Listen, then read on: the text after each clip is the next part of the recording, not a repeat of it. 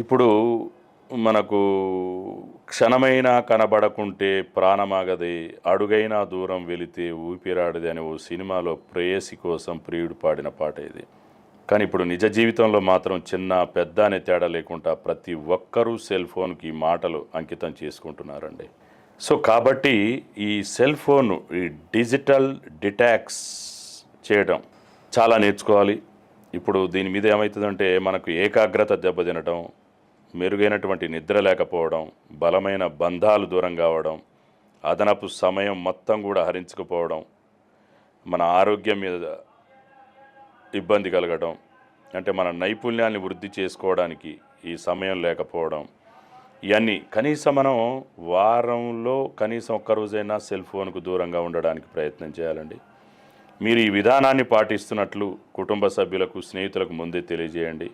అత్యవసరమైతే తప్ప సంప్రదించకూడదని వారితో చెప్పాలి. మీరొక్కరే కాకుండా ఇంట్లో వారు కూడా ఈ విధానంలో పాలు పంచుకోమని ప్రోత్సహించాలండి.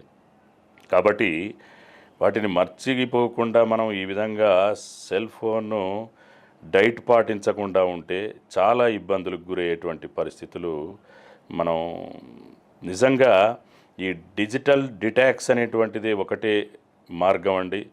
ఈ మొబైల్కు దూరంగా ఉండే సంస్కృతిని మనం ఫోన్ డైట్ అని చెప్పి ఇది